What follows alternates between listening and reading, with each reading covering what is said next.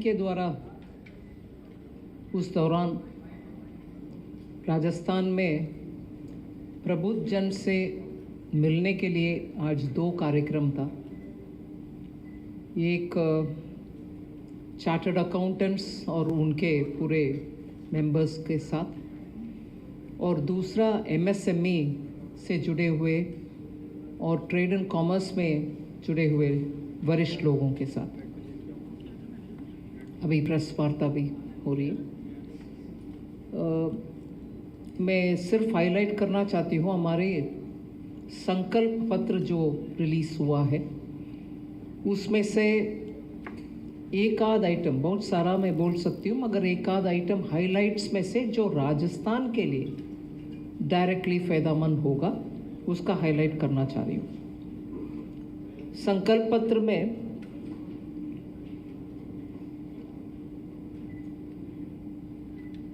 Infrastructure, particularly border areas का वो जो प्रयत्न पिछले 5-6 साल से वाइब्रेंट विलेजेस के नाम से, वो आखिरी गांव नहीं पहला गांव है भारत देश का, ऐसे एक नज़रिया से बॉर्डर के विलेजेस को डेवलप करना, उधर इंफ्रास्ट्रक्चर इम्प्रूव करना, हो सकता है तो उधर कमर्शियल एक्टिविटी ले आना, जैसे राजस्थान में सक्सेसफुली रिन्यूएबल एनर्जी का बहुत बड़ा प्रयत्न कोस्टल एरिया में, बॉर्डर एरिया में जारी है। So 900 kilometers of road constructions, BRO मतलब बॉर्डर रोड ऑर्गेनाइजेशन के द्वारा राजस्थान में लास्ट 5 साल में कंप्लीट हो चुका है। सो रोड बनाना और उधर टेक्नोलॉजी के साथ ड्रोन्स और सैटेलाइट इमेजरी को उपयोग करते हुए ड्रग ट्रैफिकिंग जो नेटवर्क उस इलाके में थे उन सबको कंट्रोल करने के लिए बहुत बड़ा प्रयत्न चल रही है। उसके द्वारा अंदर ड्रग लेके आना ज़्यादातर रुकावट में आ गए। So we are preventing drugs from coming in, that is particularly for the border areas of Rajasthan, it is showing lot of positive results. ऐसे ही बॉर्डर फेंसिंग इफेक्टिव रहे और बॉर्डर फेंसिंग के द्वारा हम प्रिवेंट कर सकते हैं इलीगल एक्टिविटीज़ को, उसके ऊपर भी अच्छा ध्यान देने का हमारे संकल्प पत्र में कमिटमेंट है। दूसरा, डायरेक्टली जो राजस्थान के लिए बेनिफिशियल होगा, हम रेयर अर्थ और स्ट्रैटेजिक मिनरल इंडस्ट्री को प्रोत्साहन करने के लिए बहुत बड़ा सा घोषणा की है। उसके डायरेक्ट बेनिफिशियरी होंगे south western Rajasthan. South western Rajasthan में रेयर अर्थ्स एलिमेंट्स का अच्छा प्रेजेंस है, जैसे कि बासनासाइट, ब्रिटोलाइट, सिंकीसाइट एंड जेनोटाइम। ऐसे मैं 4-5 उदाहरण के लिए ले रही हूँ, मगर सचमुच rare earth south western Rajasthan में भरपूर है। उसको उपयोग करते हुए राजस्थान के इकोनॉमी के लिए बढ़ावा देना और देश को भी उन मिनरल्स से फ़ायदा उठाने के लिए संकल्प पत्र में बहुत ही क्लियरली घोषणा है। फिर राजस्थान एमएसएमई के लिए मशहूर है। संकल्प पत्र में इसका भी ट्रांसफॉर्मेशनल चेंज एमएसएमई में ले आने के लिए बहुत पॉइंटेडली बहुत विषय बोला गया है। उसमें एक छोटा सा मगर एमएसएमई के लिए बड़ा राहत देने वाले विषय है, मुद्रा लोन के द्वारा एमएसएमई को जो क्रेडिट मिलता है उसको एनहांस करते हुए 20 लाख तक अभी हायर एलिमेंट ले आए हैं।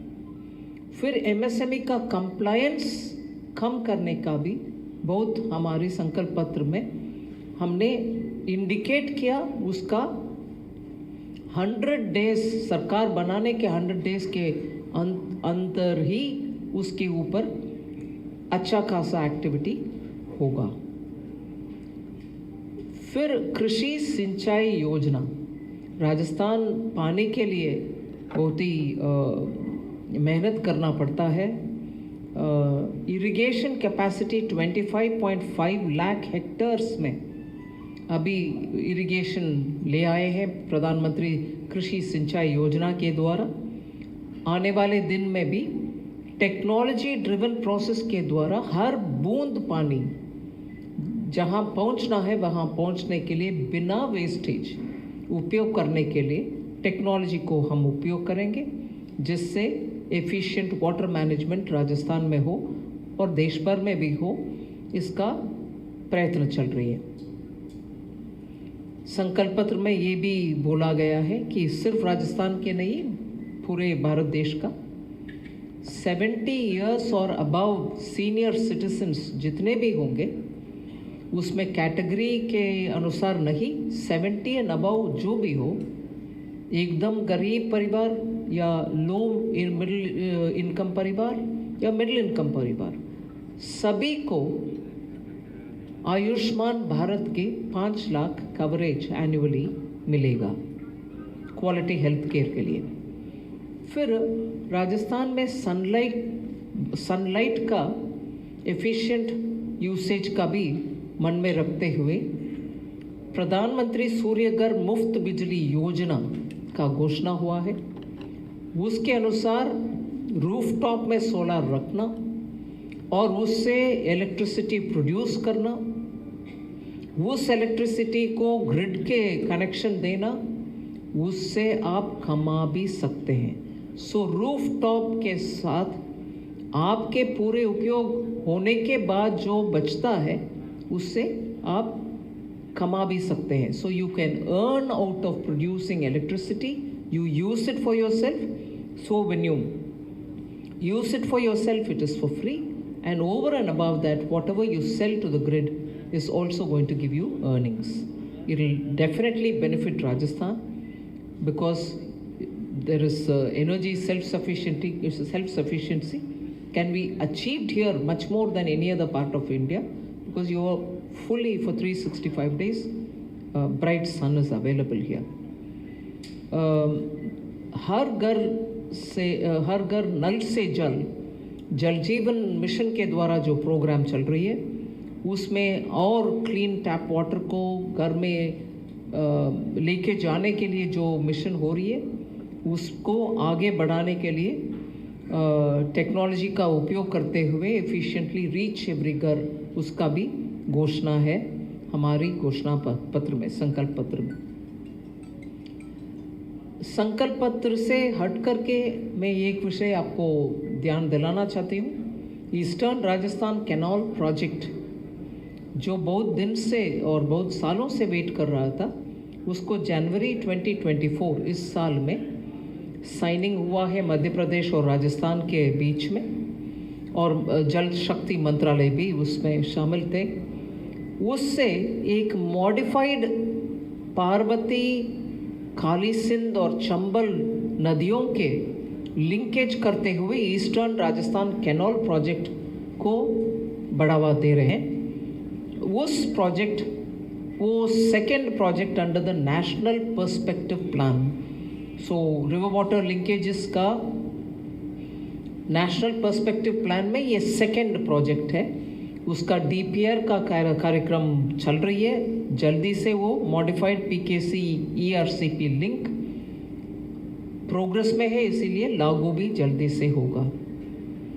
इसमें एक विषय अभी तो हो रही है, सिग्नेचर भी अभी जनवरी 24 में हो गया है, मगर दुख की बात है कि 2019 से लेकर के 2023 तक 23 तक the integration of ERCP with the PKC बहुत चर्चा गोष्ठी हुआ, और एमपी और राजस्थान दोनों कंसेंसस के लिए बहुत प्रयत्न चला, मगर फॉर्मर चीफ मिनिस्टर राजस्थान की माननीय गहलोत जी रिलक्टेंट थे, तैयार नहीं थे, उत्सुक नहीं थे, सामने आने के लिए रेडी नहीं थे।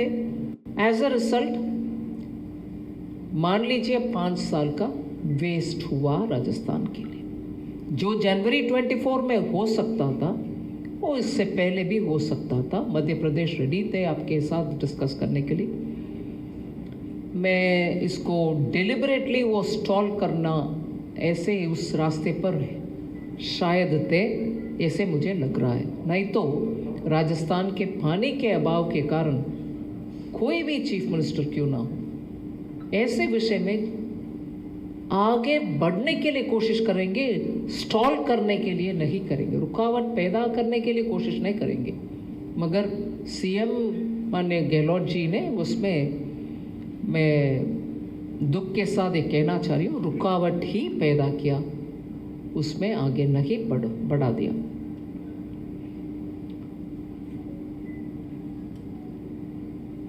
इसके कारण जॉइंटली वो चंबल बेसिन का पूरे डेवलपमेंट का पॉसिबिलिटी निकल रही है। सिर्फ कैनाल का पानी पहुंच गए वो विषय नहीं है, उस पूरे इलाका मैं मानती हूँ 13 डिस्ट्रिक्ट्स में 2 लाख हेक्टेयर तक इसके कारण पानी पहुंचेगा।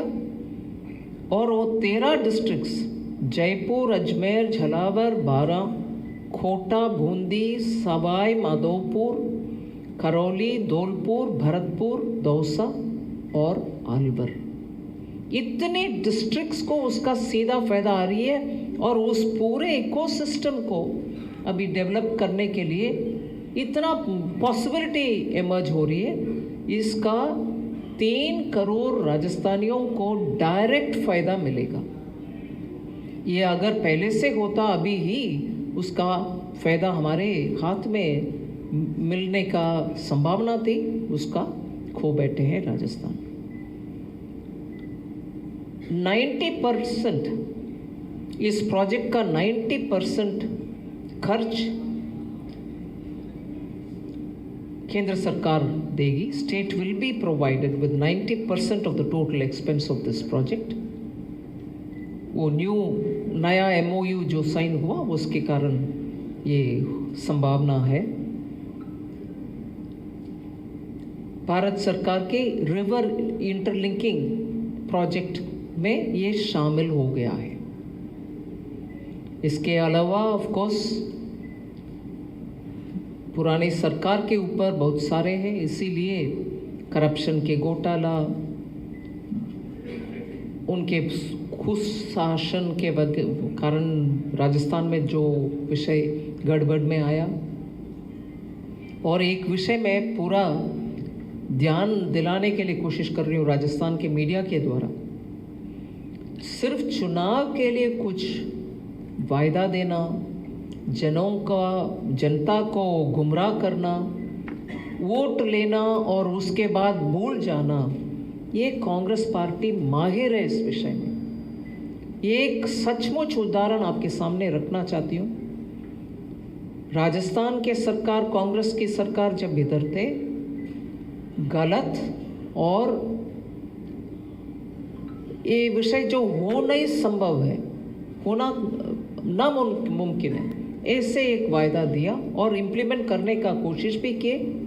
जब उनके पार्टी की वरिष्ठ लोग ही बोले कि ये ना करो, हम न्यू पेंशन स्कीम को छोड़ देते हैं, ओल्ड पेंशन स्कीम में जाएंगे, और ओल्ड पेंशन स्कीम शुरू हो गया।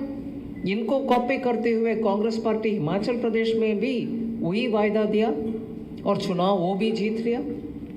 और इधर इम्प्लीमेंटेशन होने के बाद माननीय चीफ मिनिस्टर गहलोत जी बोलते हैं कि जो पैसा न्यू पेंशन स्कीम के द्वारा केंद्र पूल में गया उसको वापस करो। सरकार को वापस कभी नहीं होता। उसी समय मैंने बयान भी दिया, वो पैसा पूरे वर्कर का पैसा है, वो पैसा हर एक वर्कर को जाएगा, ना कि सरकार को। पहला NPS से OPS शिफ्ट करने का डिसीजन इतना जल्दबाजी में ले लिया, ठीक है, उसको मैं क्यों अभी जिक्र कर रही हूँ? इसीलिए जिक्र कर रही हूँ कि मैं संकल्प पत्र बीजेपी के ऊपर बात कर रही हूँ, मगर कांग्रेस पार्टी उनके मैनिफेस्टो रिलीज किया। आप ही के कुलीग एक दिल्ली में कांग्रेस पार्टी के वरिष्ठ नेतागण जब उनके मैनिफेस्टो रिलीज कर रहे थे, उनसे पूछा कि भाई साहब मगर एनपीएस ओपीएस डिबेट का विषय आपके मैनिफेस्टो में क्यों नहीं है? उस समय कांग्रेस के पूर्व वित्त मंत्री जवाब दिया कि नहीं, केंद्र सरकार ने फिनांस सेक्रेटरी के नेतृत्व में एक कमेटी बनाया, वो उनका रिपोर्ट आने दीजिए, हम इसमें अभी बात करना प्रीमेच्योर होगा। अगर वो प्रीमेच्योर अब मानते हैं, क्यों उनके सरकार राजस्थान में गहलोत जी की सरकार जो थे उनको सुझाव नहीं दिया कि गलत है, आप ऐसे नहीं करो, प्रॉमिस कर दो, जनता को गुमराह करो, वोट कमाओ, सत्ता पे बैठ जाओ। ये है कांग्रेस की तरीका, जनता से बात करना और उनका विषय में उठाना, और विषय उठाने के बाद सत्ता में बैठना, फिर भूल जाना। ये कांग्रेस की रवैया है, हमारा नहीं।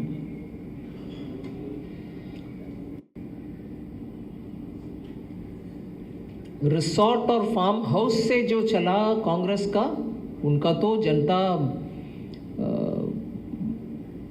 वापस भेज दिए।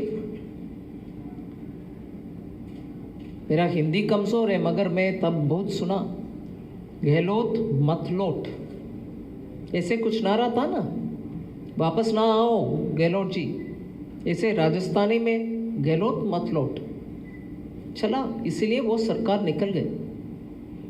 उस यादगार में मैं मीडिया के द्वारा राजस्थान में जितने भी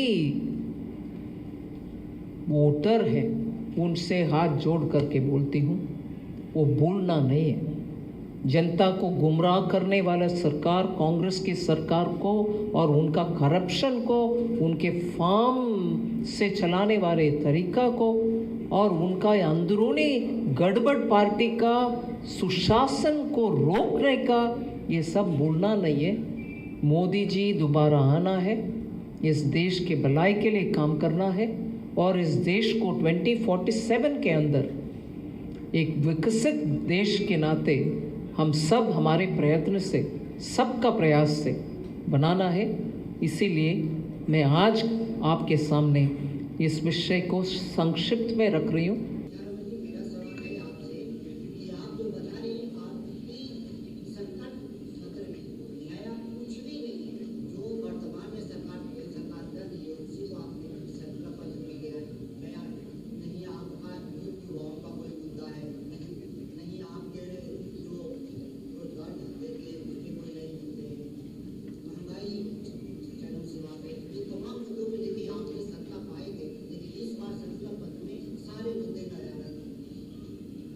ये आप बोल रहे हैं कि किसी विपक्ष पार्टी के प्रश्न आप सामने रख रहे हैं, मैं सिर्फ समझने के लिए,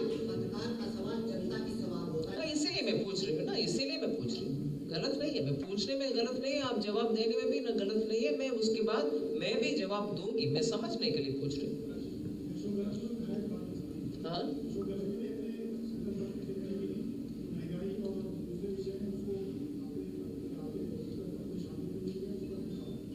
मैं जरूर जवाब दे रही हूँ, उनको ही दे रही हूँ, आपको भी दे रही हूँ।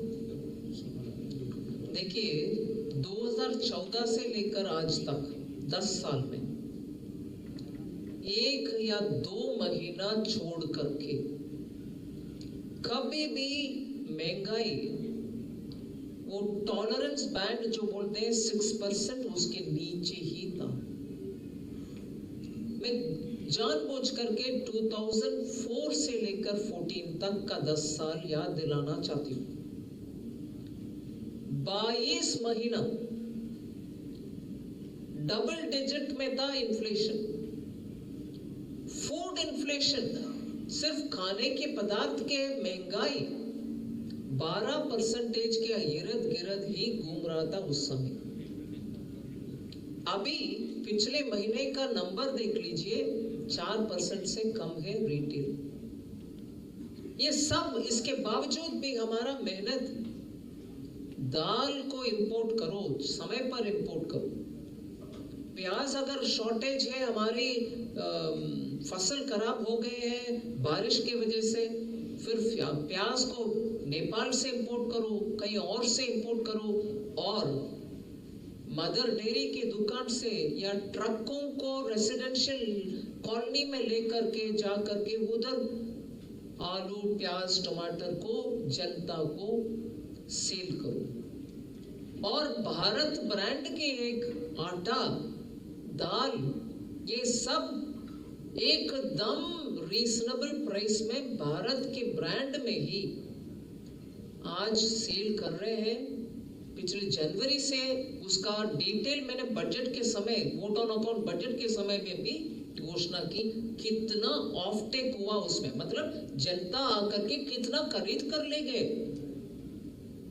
सो महंगाई के विषय में मोदी जी कभी भी चुप नहीं बैठते, पूछते हैं कि ग्रुप ऑफ मिनिस्टर्स आप क्या कर रही हो, इसमें देखो रिपोर्ट आ रहा, उसमें देखो रिपोर्ट आ रहा। लगातार आम जनता के ताले में जो चीज जाना है उसका महंगाई कंट्रोल करने के लिए हम लगातार प्रयत्नरत हैं।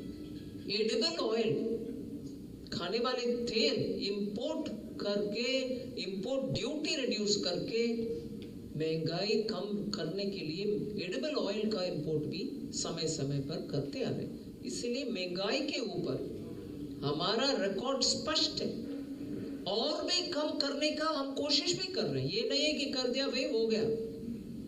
सो उसमें मैं आपके सामने ये जवाब देना चाहती हूँ। मैम एक सवाल है मेरा, इस तरफ मैम, इस तरफ ये मैम मेरा सवाल है कि विपक्ष के साथ साथ कई अर्थशास्त्री इंक्लूडिंग आपके हस्बैंड ने भी ये सवाल उठाया है कि इलेक्टोरल बॉन्ड जो है वो एक बड़ा घोटाला है। इसके अलावा उन्होंने ये भी कहा कि देश में अगर मोदी सरकार बनती है तो फिर से कभी चुनाव नहीं होंगे। इसको आप किस तरह से लेते हैं? मैं इलेक्टोरल बॉन्ड के विषय बहुत सारे प्रश्न मीडिया से जो आया उसके लिए मैं जवाब दी हूँ, और प्रधानमंत्री मोदी जी भी कल एक इंटरव्यू में इलेक्टोरल बॉन्ड के विषय बोल दिया। मैं इलेक्टोरल बॉन्ड के विषय में स्पष्टता से मैं आपके सामने रखना चाहती हूँ कि पहले जो सिस्टम था इलेक्टोरल बॉन्ड जो हमने ले आए, उससे पहले का जमाने में कोई कुछ फ्रेमवर्क नहीं था। आप बोरी भर करके कैश ले आकर के दो पॉलिटिकल पार्टी के हाथ में, या सूटकेस में लेके जाओ, या सोना दो या फ्लैट दो, कोई कुछ कंट्रोल नहीं था। पार्लियामेंट में चर्चा गोष्ठी करने के बाद एक ये रास्ता निकाला, माननीय अरुण जेटली जी इसके ऊपर विस्तार से पार्लियामेंट में भी बात की कि कम से कम जो बॉन्ड लेता है, मतलब पैसा डोनेशन के नाते देना है, वो बॉन्ड उठाते हैं, वो पैसा बैंक के अकाउंट के द्वारा वो कर रहा है डोनेशन करने वाले, और जो पॉलिटिकल पार्टी उससे फायदा उठाते हैं, जिनके लिए वो बॉन्ड दिया जाता है, हर पार्टी उसमें से लिया है पैसा, सो उनके अकाउंट में पैसा जाता है, ये बॉन्ड वाला पैसा। सो अकाउंट से अकाउंट पैसा जारी है। ये पूरा कानूनन पार्लियामेंट में पास होने के बाद ये सिस्टम आया है। परफेक्ट सिस्टम है कि नहीं वो अलग बात है, मगर पहले जो सिस्टम था उससे बेहतर सिस्टम है, क्योंकि मनी दिखाई देगा अकाउंट में दोनों तरफ में। ये परफेक्ट करना और बेहतर करना वो सब अलग विषय, मगर जो सिस्टम है कम से कम बैंक अकाउंट के, उससे पहले बोरे भर के लेके जाओ, किसी को पता नहीं चला कौन देता, कितना देता है, वो सच मनी है कि ड्रग सेल करने के बाद पैसा है, वो कोई किसी का समझ में नहीं आता था पहले। ठीक है, अभी सुप्रीम कोर्ट इसको हटा दिया, मगर इससे अभी कुछ बड़ा स्कैम है वगैरह है, वो बात है। ये पॉलिटिकल ट्विस्ट करने के लिए जो भी बोल सकते हैं, मगर हर पार्टी ने इसका फायदा उठाया, कानूनन उठाया। मैं गलत नहीं बोल रही हूँ, पास किया कानून, सब उठाया। अभी जब सुप्रीम कोर्ट इसको निकाल दिया, खारिज कर दिया, नहीं सिर्फ बीजेपी गलत है। अरे भैया, स्टेट में जो पार्टीज हैं उनको पॉलिटिकली उनका खर्च के लिए 100 रुपया टोटली लिए, तो 90 रुपया उस 100 में से बॉन्ड के द्वारा आया। हर पार्टी इसका उपयोग किए, रीजनल पार्टी तो खूब उठाए उसका फायदा। सो अभी कौन किसका गलत बोल रहा है? कानूनन जो था उस समय उसको सब उपयोग किए। इसको स्कैम बोलने वाले प्लीज सोच लेना। Ma'am, to your front. Yeah, ma'am. Yeah, ma'am. Congress has released this manifesto, and they have said they have promised to distribute a lot of amount. If you talk about women, they have said that 1 lakh per women and 1 lakh to undergraduates and MSP guarantee. So there's a lot of money involved, which is going out, which is there in their manifesto. Do you think that it would affect the fiscal growth that your party claims to achieve in the last 10 years? 2-3 things there. Like the example I took of NPS, OPS in Rajasthan. I want vote, I want to remain in power, I'll bring in something. Can I implement it or not is not my bother. वही था ना राजस्थान में, NPS, OPS में वही था। निर्णय जल्दबाजी में ले लिया, उसके ऊपर इतना बड़ा सा बयान भी दिया। हिमाचल प्रदेश उससे, कांग्रेस पार्टी हिमाचल प्रदेश में उससे प्रभावित होकर के वो चुनाव में गया। ये जल्दबाजी से घोषणा चुनाव के नजरिया से करना कांग्रेस का स्टैंप है। दूसरा उदाहरण लीजिए, जिस स्टेट में से मैं पार्लियामेंट में, राज्यसभा में हूं, कर्नाटका। कांग्रेस पार्टी ने इतने सारे प्रॉमिस किए, उसका इम्प्लीमेंटेशन के लिए प्रॉमिस करने के समय ही हम सब, बहुत सारे लोग बोले कम से कम 60,000 करोड़ खर्च होगा। बैक ऑफ द एनवेलप तब की तब कैलकुलेट करके हम सब ने बयान दिया, ये इम्पॉसिबल है भैया, आप कैसे इंप्लीमेंट करोगे?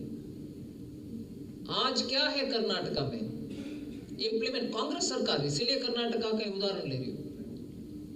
उधर इंप्लीमेंट कर दिखाने के लिए वो दम घुट जा रहे हैं, मैं राइट, दम निकल जा रहे हैं, बस they are not able to even breathe. और केंद्र सरकार को अभी हाथ दिखा करके बोल रहे हैं आप पैसा नहीं दे रही हो, हम इंप्लीमेंट कर नहीं पा रहे। अरे भैया, केंद्र सरकार को भरोसा में लेकर के प्रॉमिस दिया चुनाव में? नहीं ना, आप ही तो चुनाव में दिए, प्रॉमिस करो। और उनके डिप्टी सीएम बोलते हैं कि अगर मैं इसको पैसा दूं तो डेवलपमेंटल एक्टिविटीज के लिए मेरे पास एक भी पैसा बचेगा नहीं, मैं डेवलपमेंट एक्टिविटीज के लिए पैसा दे नहीं सकता। 48,000 करोड़ मैंने दे दिया, ये डिप्टी सीएम का जुलाई में बयान है। फिर सीएम के एडवाइजर बोलते हैं 2 महीने के बाद, नहीं 48,000 नहीं, इसके 58,000 करोड़ होगा, ये हम करना संभव है। सो बयान दिया, वचन दिया, जनता को गुमराह किया और सत्ता पे आ गए। अभी बोल रही हूं मोदी जी पैसा दो। यही है कांग्रेस का। आपके सामने जो एग्जाम्पल है, सचमुच एग्जाम्पल है, वो है राजस्थान, हिमाचल, कर्नाटका। अभी ये सब होने के बाद उनके मैनिफेस्टो में अभी लोकसभा के लिए प्रॉमिस दे रहे हैं। आप समझ सकते हैं कि कितना होमवर्क किए होंगे, उसके ऊपर कितना भरोसा रखना है, ये तो स्पष्ट है। भरोसा रखो, डूब जाओ। मैडम जी, मैडम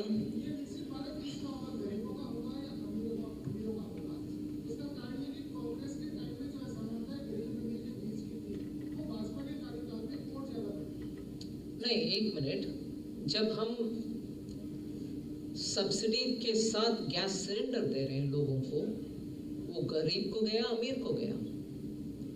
जब हम शौचालय बनाते हैं, वो किसको गया? पूरे मुफ्त में गरीब के लिए अनाज देते हैं, वो किसको गया?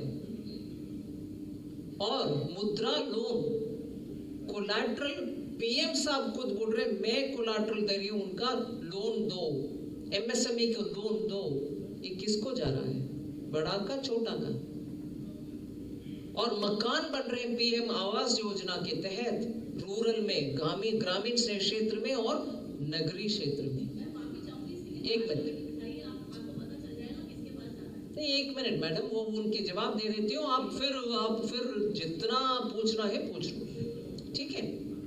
सो आवास योजना जा रहा है, ग्रामीण और जल, नल से जल जा रहा है, किसको जा रहा है? सो ठीक से हम अगर ये स्वनिधि, पीएम स्वनिधि योजना, सड़क में रेडी पटरी में बिकने वाली चीज रख के और उसको लोकल म्युनिसिपैलिटी और अर्बन डेवलपमेंट अथॉरिटी आइडेंटिफाई कर रहे हैं, हाँ भाई साहब ये लोग इधर सेल कर रहे हैं, इनको दो, उनको लोन दे दो। ये सब कौन है भाई? बड़े इंडस्ट्री है क्या? मैडम आपके विषय, हाँ बैठिए बैठिए, बैठ कर मुझे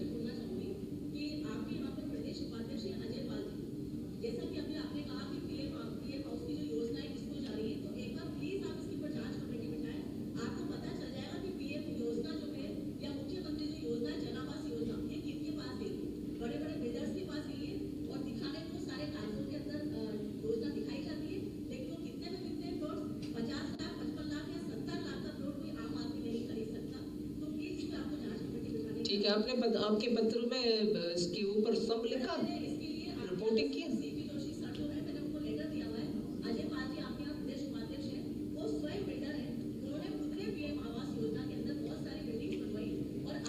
एक मिनट मैडम, बहुत विषय बोल रहे हैं आप, नो प्रॉब्लम।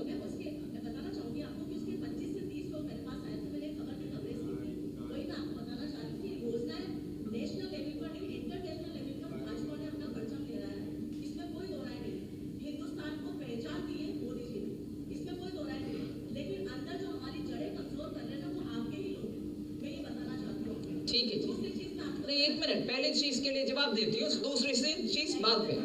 एक विषय, पीएम आवास योजना जहां भी हो, स्टेट गवर्नमेंट के द्वारा आइडेंटिफाई किए हुए लोग को जाता है, ठीक है जी।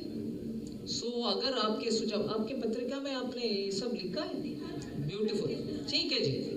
सो इसमें अगर जांच होना है, बिल्कुल होना चाहिए, क्योंकि मोदी जी ऐसे घपला कुछ जगह करना है उसके लिए प्रोत्साहन देते नहीं है, ठीक है। इसीलिए अब मैं भी सुनी हूँ और उस विषय को मैं भी उठाती हूँ। मैडम आपके राइट बोल रहे जी, इसमें आप पूरे इसमें I am coming, you don't want me to answer her, and that too when she is talking about corruption. All right, so आप विषय बोल दिया, मैं जरूर उसके ऊपर डिटेल्स ले लेती हूँ, करेंगे कुछ। मैडम चुनाव का प्रचार चल रहा है, आपका जो प्रमुख विपक्ष है वो हर जगह एक बात बार बार दोहरा रहा है, और ग्रामीण इलाकों में खास तौर से वो कह रहे हैं कि भारतीय जनता पार्टी 400 सीटें इसलिए चाहती है कि संविधान में बदलाव कर दिया जाएगा।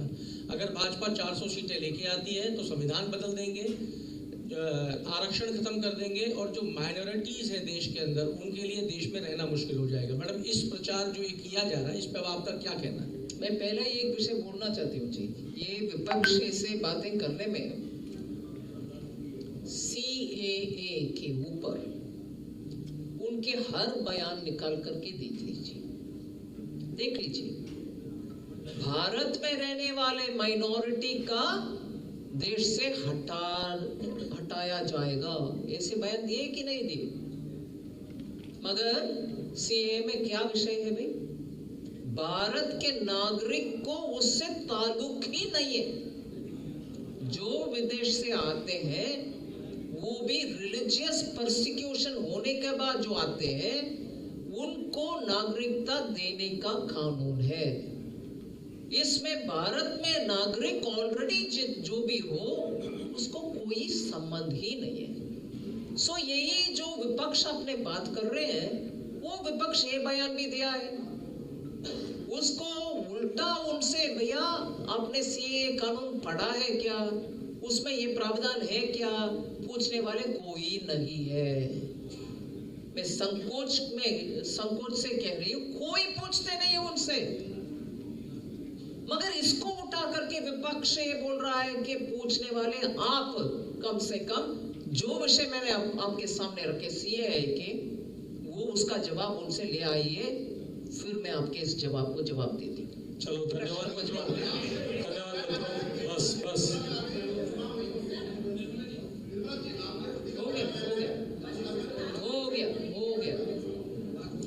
धन्यवाद मित्रों, आप सभी अल्पाहार के लिए आमंत्रित हैं।